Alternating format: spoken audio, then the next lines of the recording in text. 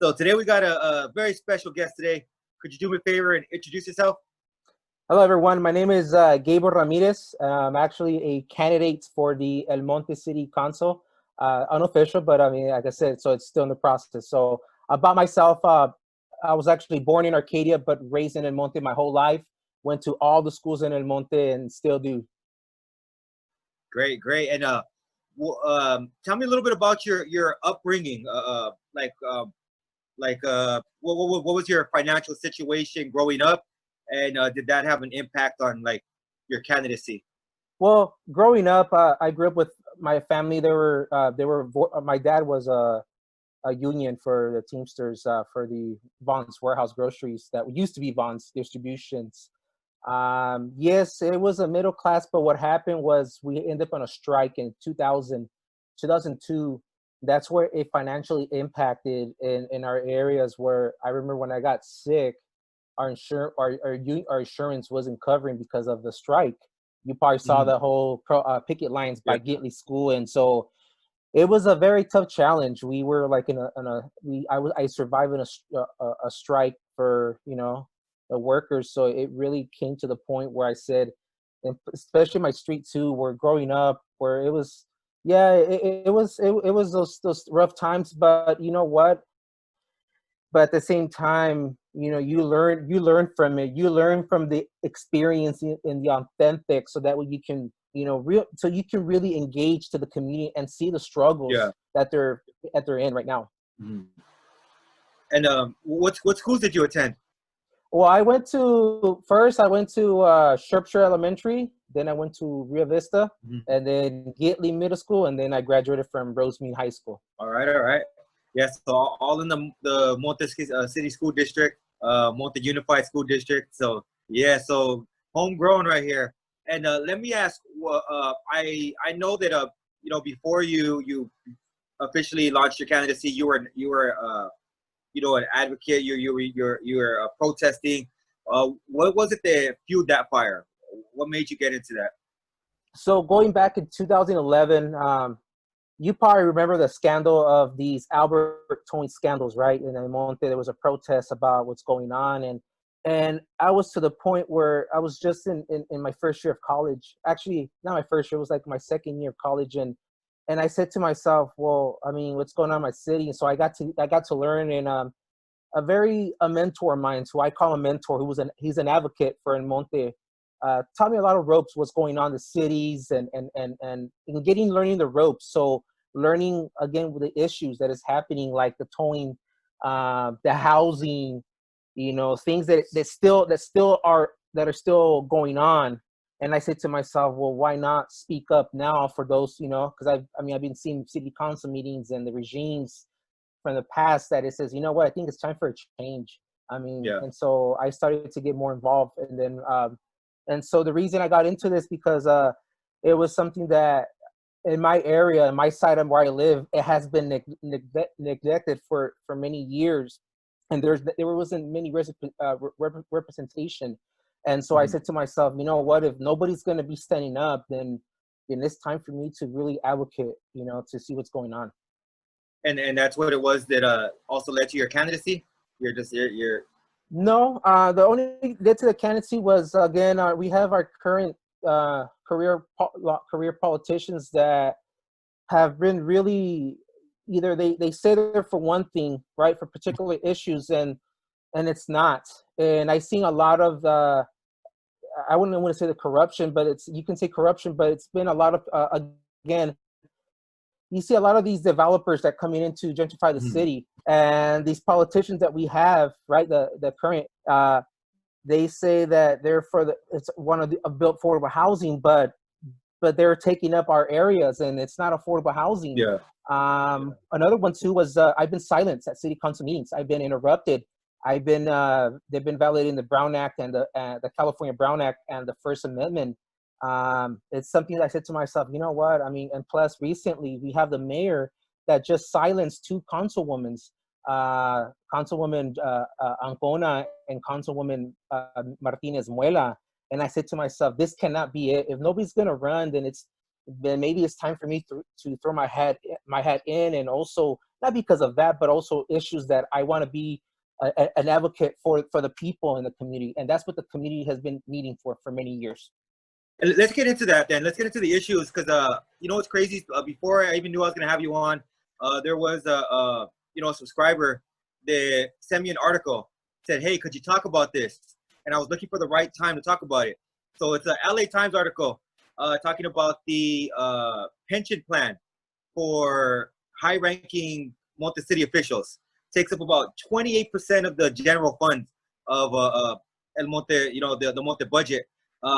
And what's crazy, what I read about it, is it did not include maintenance workers or any other kind of what you consider like blue collar kind of workers. They only get 2/3 of their final salary. You know what I mean? That's the percentage they get. Well, the police union and city planners, like you mentioned that earlier, like they make a killing.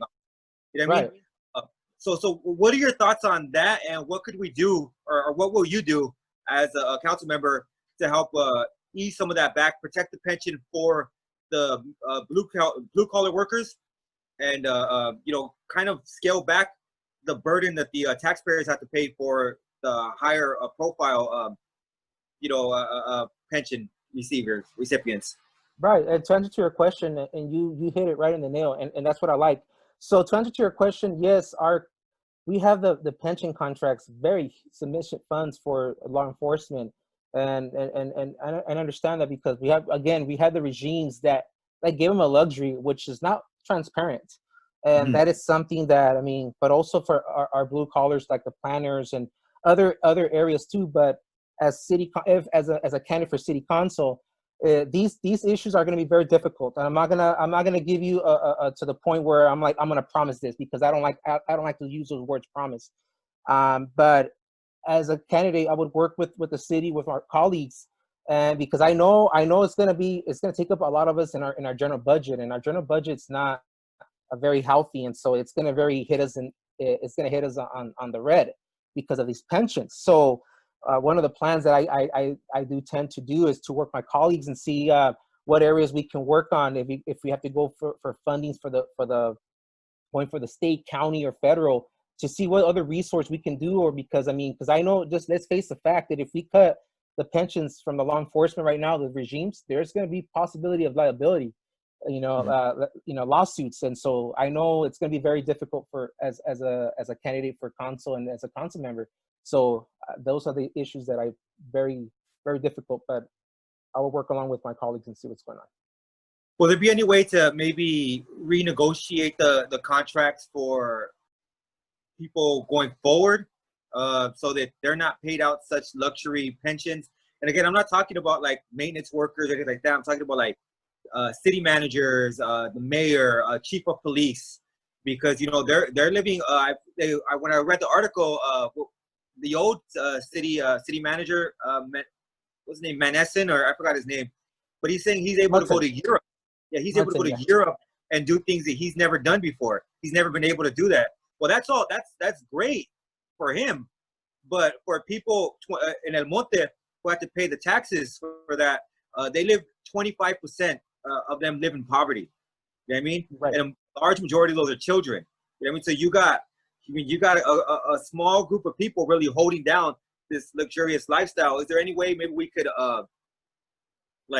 figure out a way to rework maybe not those old obligations, because as you said, those are contracts, there's liabilities, there's lawsuits behind that, but any future contracts, is that something that you can work with the rest of your colleagues once you become a city council member?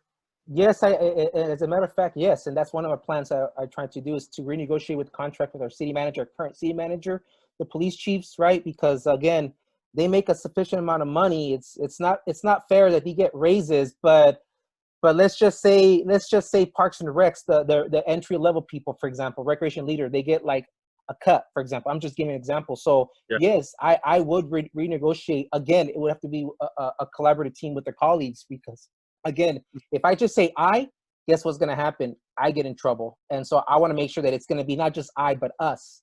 Yeah. So I would try to push with my colleagues and say what ways we can renegotiate with these contracts and the future as well for these management positions. And do you know what the amount of the budget is that goes towards the police force in general is for El Monte? Yes, as a matter of fact, let me give you it's from the 2019 to 2020 fiscal year, okay? So this is what I have with me. So the budget that he has, and I'll give you a little percentage because again, because you never know, most of them are not accurate. So the percentage that we have for the police is roughly around, and I'm looking at it right now. So I mean, I already have it with me handy, but I know there's a booklet that you can look at, and here it is right now. So our budget for the police is roughly, let's see right here, because I know I have it with me. Okay. All right. So public safety, that's going to be under public safety. So most likely it's our police department combined, and I'm talking with officers and I'm talking about the rankings and the files. So here it is. So our budget you're looking at right now, it's roughly around 29,000, you know, roughly around 29,000. That's our like in total with us. That was from 2018 to 2019, but for this year's 2019 to 2020, it's around 27 corrections. So they cut down to 27 million corrections, 27 million. And that's looking at right now. It's right here. So it's 27,471,758. And that's the fiscal year for 2019 to 2020. And it's not. I know they made some cuts in the actual, in the amount of cops they have on patrol. So that's pretty large for a small city.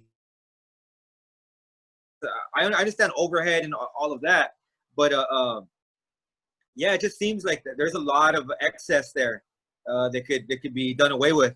What are your thoughts on that? Do you think there's excess there, or do you think that's an appropriate amount for a city like El Monte? Well, to answer to that question, I mean, and this is where a lot of people says, "Oh, you're going to cut more police officers." It's already been cut. So what we're trying to do is to have resources programs, meaning like we used to have before the community relations. You know, it will be programs for people that we can really work, people that are in the streets that that we can viable on that. That's what I'm trying to say, because a lot of this will misunderstand, misconstruct, right? And so, yes, I would make sure to move some of the budgets that we can put on public safety, not just the police, but we also get the contracts for the fire union from LA County Union. So LA County. So we want to make sure that we want to balance those budgets so we can transfer it to the appropriate areas like the housings, programs that are the needs in our city. Well, since you brought up programs, let me speak about a failed proposal by Mayor Quintero. Mayor Quintero said that he was for every resident of El Monte that leaves school, high school, he wanted them to go to Rio Hondo for 2 years. That was what he said. He proposed that. I haven't heard anything else about it since he became mayor. Do you plan on holding a speech to the fire for proposals like that? And if so, how can we implement a proposal like that? Would it be part of what you're saying, restructuring money that's allocated in, like, say, police force and moving it there? Or is it even necessary at this point, or is it something we could afford? Well, again, as candidate for council, I would hope to see as well too, but also we have to understand there'll be some, like, there's some clause that I don't know when they vote on. There's some things that it's either have to be transparent with the public to vote on issues. So I would have to look on again all these contracts, all these that they vote on, because most of them you cannot just say, look, right off the bat, I'm gonna vote just to remove it, because then I mean, the only way is to look at for example, like if you put it on where it says that there needs to be voting to the public, then yes, I will make sure until we do a repeal, so that way we can say, look, so we can come a better program and an alternate, so that way we can really focus for our kids, right, that are going to use for the resource for college. So that way we can want to make sure, but again, we want to partner up with with our governments, so that way we can say, make sure what ways, and also making sure what are the budgets. Again, we have to look at the general budget to see Yeah. if which are going to be viable. Okay. And another thing that I wanted to touch on is since we're on the topic of education, there is a huge disadvantage for a lot of residents in El Monte. There's residents that like say right now we're going through a pandemic that Correct. wasn't planned for by anybody really. Nobody knew this was coming. But what it did is it exposed a lot of the inequality, because you have residents that there's some residents there, believe it or not, that do not have internet access. There's some that don't have access to tablets, or computers. What would be your vision to even the playing field? Because I think this is the perfect opportunity for a city like El Monte to have an even playing field, so that we can compete with other cities that maybe have a little bit more money, more well-to-do. Where like you have places like, I'll just put a city out there in the San Gabriel Valley, San Marino. They're not going to need to buy everybody tablets or anything like that, because they have them. You know what I mean? Like Right. they have them to bring that in. I think it's an important time for us to really try to step up education for our kids and make a even playing field. What's your vision for education in El Monte, and how can we help the youth succeed? Right. So I'm very heavy on education, something that I very envision on. So part of my plan that I'm for is, again, in El Monte, we have our internet service providers, AT&T, and you have Spectrum. Okay, and I know we're paying significant amount of money into that. So otherwise, we could try to do is partnership with them, because half of those that we're paying off our government taxes, we want to make sure that, look, if they want to come to our cities, we want to make sure we have provide internet services, but also partner up with organizations, right? Other educational organizations, to help with the resources like that they need for the computers, right? Laptops, something that we know that it's going to be need for our kids, right?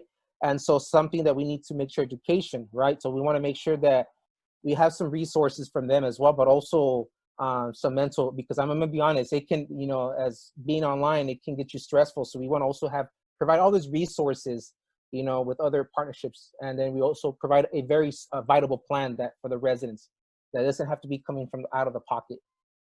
Yeah, great.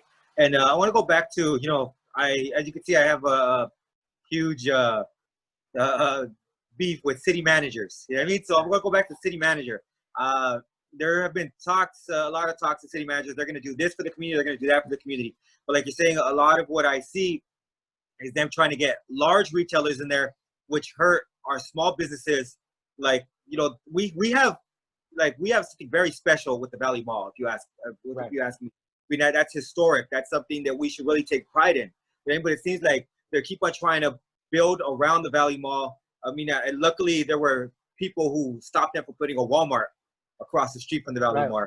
I mean, like luckily we got that. But it seems like people are trying to undermine small businesses, and like you said, they're bringing in large developers to build what they call affordable housing, but there's only a small percentage of really affordable. And it seems like a lot of the people who are paying the salaries, the taxpayers, are kind of getting the short end of the stick, because they're paying taxes for a city that's trying to make it so that they are not going to be able to live there, to afford living in the city. What kind of pressure could you put on city managers to see that they look after not only our lower income residents, but also our small businesses who also pay taxes and have a history in our city? So again, our city managers in the past, they're not been very transparent. They're more with, again, some of them, they're good. They were good, but the problem is, again, if you have a regime, that you have that controls them, and even though my opponents are going to say that they're not, that's a problem. So as a council member, I want to make sure that I want to tell the city managers, you run the city. We're not going to tell you what to do, what not to do.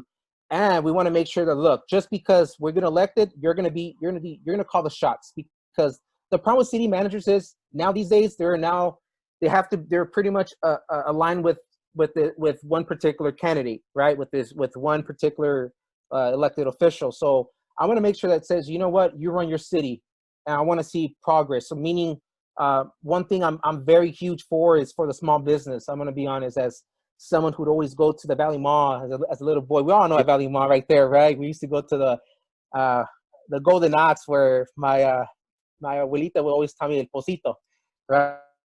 Right. So that was so again, uh, right now part of this because there's a lot of regulations with small business and they're taxing on the small business hasn't been very transparent, and let's be realistic, and there's a lot of businesses that are really like on the verge either shutting down or they're just again with this pandemic. So one thing is I am very on for is that since these companies that Walmart wants to come in, it's not going to happen. If you want to come in, then you're going to have to pay the fair share of taxes. They're not going to be given a tax break or a half tax, right? No.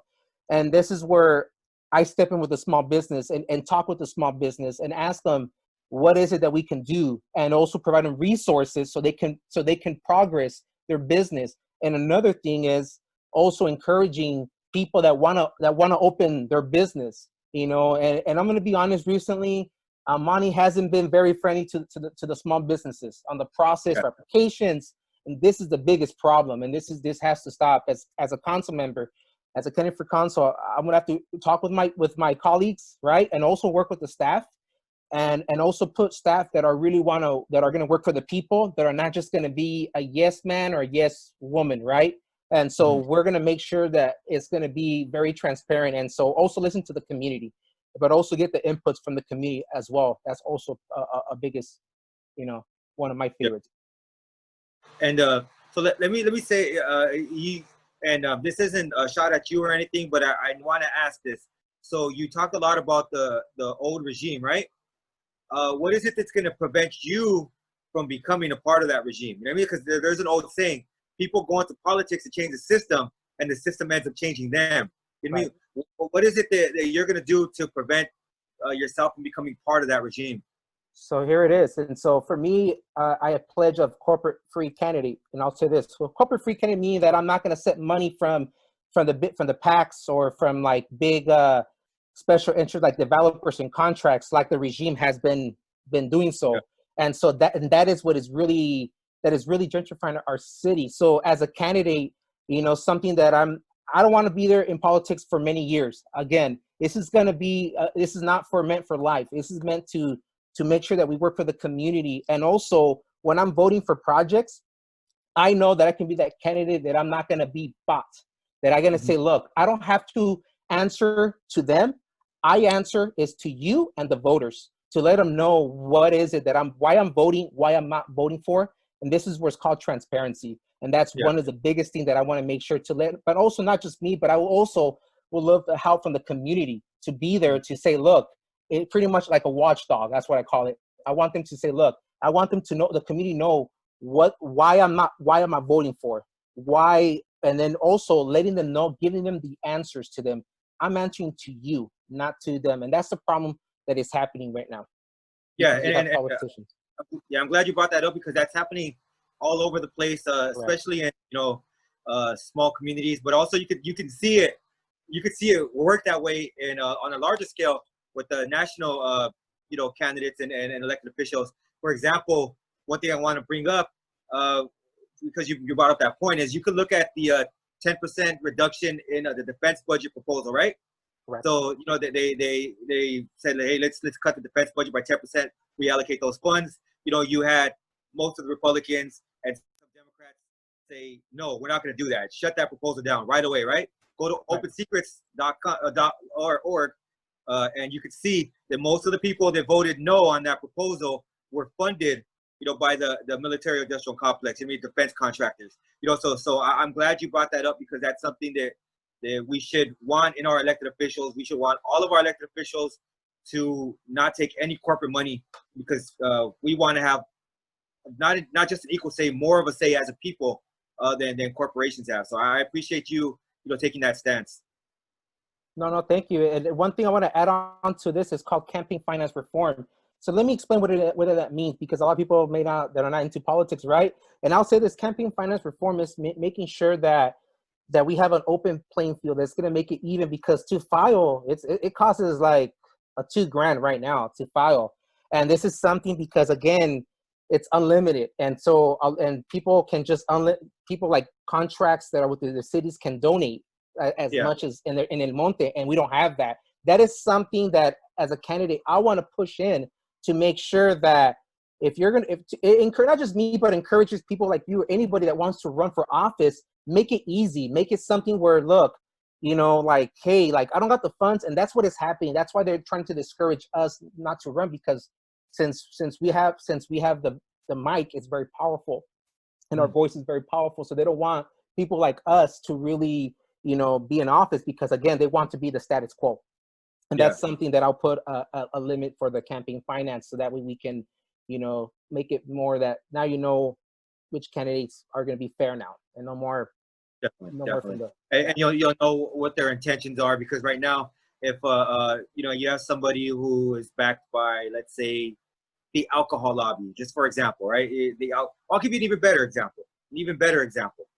With the sugar tax in El Monte, they put, you know what I mean, the beverage, you know, the beverage lobby, they put a lot of money into an El Monte proposal. You know what I mean? And that's crazy to against it. You know what I mean? So that we wouldn't have that tax on sugar drinks, so they can keep people, you know, obese, and that's their way of making money.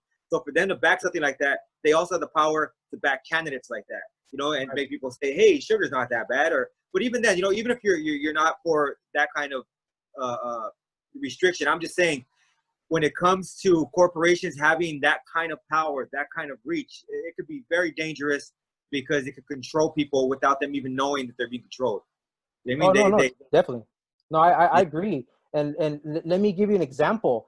You probably heard the Banister Project, right? You probably heard the Banister, that area where they're building those houses.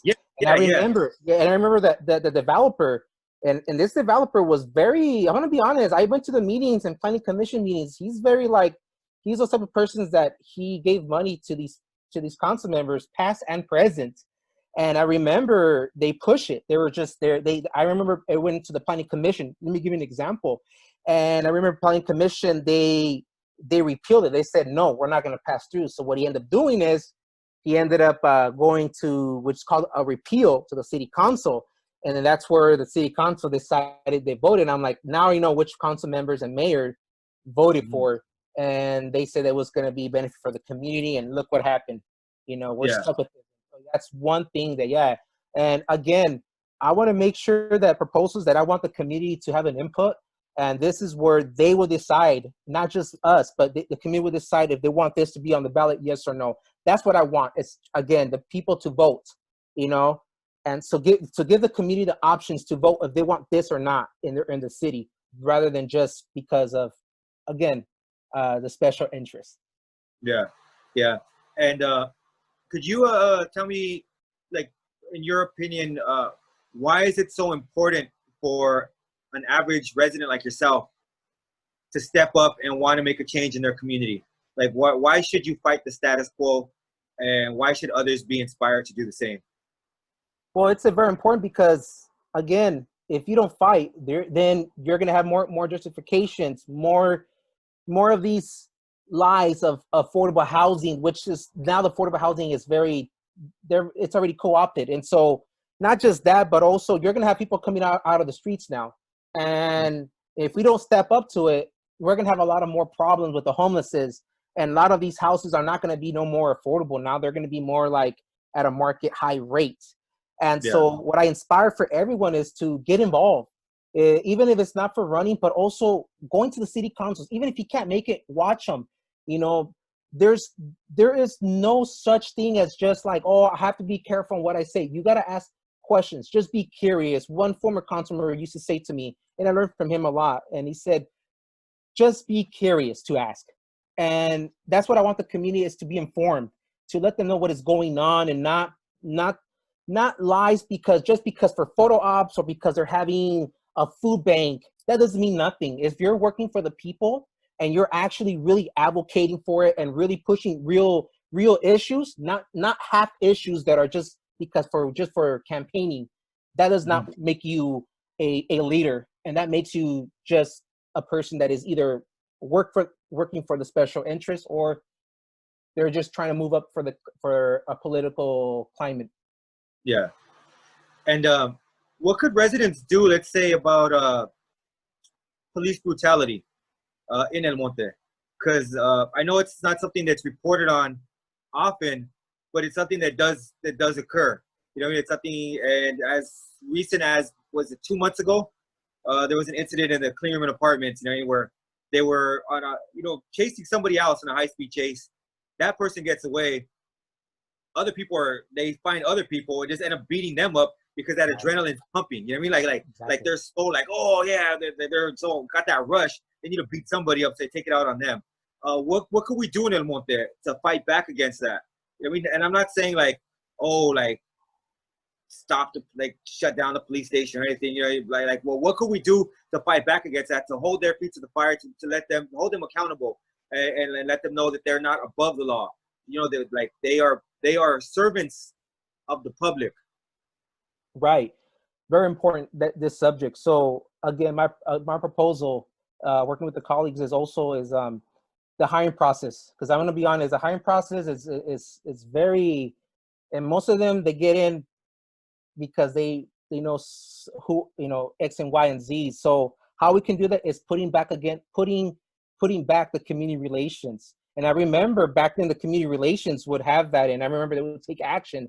Now that the community relations has been cut, there's been some problems now. Now it's been having a lot of problems with our law enforcement, and with not just that, but also I want to work with the youth out there in the streets, like the Klingermans, others, to say from the streets, what is it that they need? What are their talents? So that way I can, again, create programs for everyone, not stereotyping, just because they're from this particular.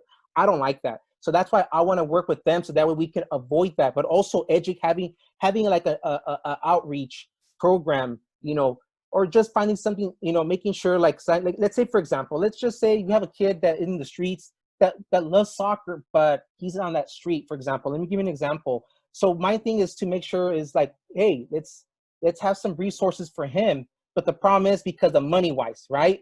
So now is we want to have, again, partnerships with programs, nonprofits, so that way we can have those people from off the streets, right? Do something that they love to do, something like have a survey asking them, what is it that you love to do? What is your hobbies? And then once I get that, then I can really have them to get engaged. So that way that's the problem, because we have a lot of programs that are being cut, like Parks and Recreation and other areas that it's causing chaos, because again, you have police that are going to start, you know, provoking, and I'm going to be honest. And then us, you know, we want to make sure that we want to avoid that. It's having these community relations programs, but also making the hirings of the police officers the ones who are going to be qualified for this position, and making sure having like social workers for mental health, right? So we want to make sure we have all those. So in cases like if there's someone that has a mental health, that way you have a social worker or someone that can really de-escalate those situations, rather than having law enforcement to take action and then look what happens, right? Yeah, definitely. Because it seems like you know, at least to me, intervention is very necessary. The reason why I started this YouTube channel is talk about youth incarceration, right? Because like as a youth, you know, I was incarcerated, you know, several times. Right. Every time I was incarcerated, I was never alone when it came to people from El Monte. I mean, there were always other people from El Monte. When I went to Fred Sinales, that was in Whittier, there were about 15 of us from El Monte, like in that institution. Yeah. When I went to Chino, YTS, there's about 20 of us, not that great of a population of a city. And so it seems like they had the resources to lock us up, but not to really prevent, because not everybody who was in there, you know, started off as, nobody really started off as a bad kid. Right. I mean, it's just, a lot of us could have been saved, and I know that for a fact, because a lot of us that have been released have not reoffended. Right. You know, so it's like, and like me, I got out, the last time I was arrested is when I was 16 years old. You know what I mean? I haven't reoffended since, but I got out when I was 20, and they didn't let me off parole till I was 25. You know what I mean? So, but the last time I committed a crime and was arrested, it was at 16, and there's a lot of people like that. but it seems that they really didn't take a chance on us growing up. So I agree with you 100% on that. We do need prevention. We need prevention and some sort of like you said, integration program where when people do get out, they're integrated back into the community to know that they can make a difference rather than going back to committing a crime. Do you have any feelings on any kind of reintegration program for, let's say, youth offenders, youth offenders or even other just offenders, period, that are getting out of camp, county, or prison facilities? Yes. So again, with the youth, for the youth, let's say, for example, I had one kid from El Monte. He moved out, and I asked him, like, what is it that you love to do besides the whole, from the streets? And he told me, you know what? I always wanted to play soccer, but the problem is my parents didn't afford it because I couldn't get the equipment. I said, you know what?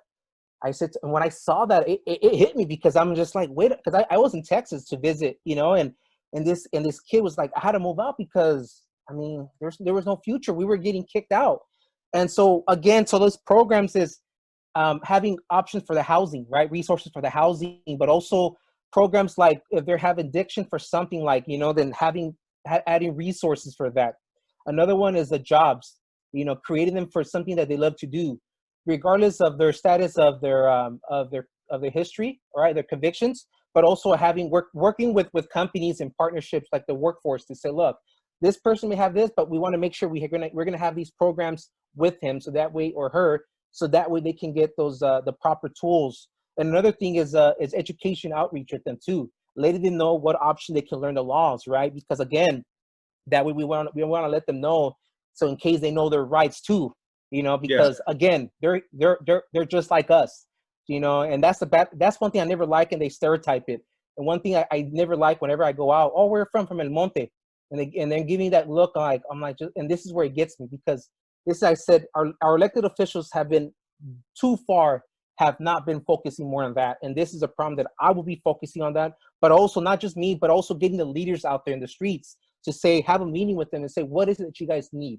I need some input, so that way I can push it, and that way we can bring it up. Because I know some cities may not have jurisdictions, then if that's not the case, then as a council members and the communities encouraged to go to Sacramento or the Board of Supervisors or Washington, D.C., to push these legislative fundings, resources on our community, so our community won't have to go to that trouble again. And I want to make sure that they have right on track sources for mental health in all types of areas that they may need. Yeah, and it could even be something small where it could be within the school district, right? Because give you an example, there's a district, San Gabriel school district. Well, one of their schools was testing pretty poorly. What they did is they implemented a program called music immersion. So everybody there from kindergarten to 5th grade has to learn how to play a musical instrument every year. And they could choose it, right? And what ended up happening is within 2-3 years, the test scores ended up going up. The participation level ended up going up because, like you said, a lot of kids are finding, I like making music, or I love to do this, and it's something they could, something they could pick up. It's a discipline that they can have. So yeah, I think that's something maybe people should really urge elected officials to do, whether it be sports, whether it be music, just some kind of program that gives kids the ability to see that they can make a difference, that they can be somebody. Because I think a lot of the time, that's what's neglected in the city. And I can speak from experiences. When I was a kid, I didn't think anyone cared for me in the city. You know what I mean? I said, they don't care. They're going to come here. They're going to leave. You know what I mean? I got to stay here. You know what I mean? So it's so I think if they come here and they say, hey, like, I'm not only am I going to teach you history, not only going to teach you math, I'm going to teach you how to play this guitar because I know you can do it. You know what I mean? And then once you start being good at something like that, it could give you a boost in confidence. So I think that's something that we should urge our city council members and, elected officials to do. And hopefully you get in so I can kind of push you towards that.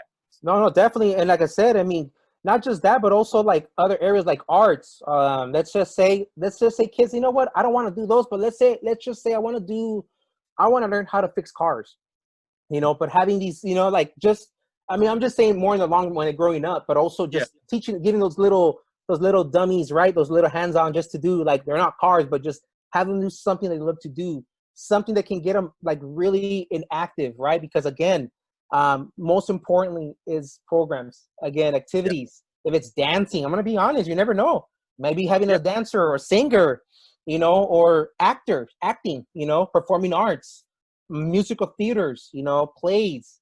I mean, things that can really benefit. And again, not just me, but if I get in, but also having a lot of people coming in as residents tell me, hey, Gabriel, like something that if I'm not seeing something right, hey, Gabriel, how about this? I take down the notes, and if I like it, or which I will bring it up and say like a suggestion, you know, bring it up and bring it to the colleagues, and also, but also the, you know, how, and I know the question I'm going to get is, how do we get it? How do we Mhm. get it? We look at options. We can look at the general budget, okay, depending on what it is, the grants, depending on it. And then 3, we have, like, again, you go with county, federal, and state levels for fundings or resources, or 4, organizations, you know, different areas like let's say the music industry comes in, or any other industries of activities, to also helping to just come in. Let's just say, for example, let's just say, um, think of an artist that you want in Monte. So we have that artist coming over, right? And you want them to like have a clinic. So that will bring a lot of kids from all kinds of backgrounds from life. And this is where I want to bring that activities where people and kids can say, you know what, now I can be active, and giving them options what they want to do. Yeah.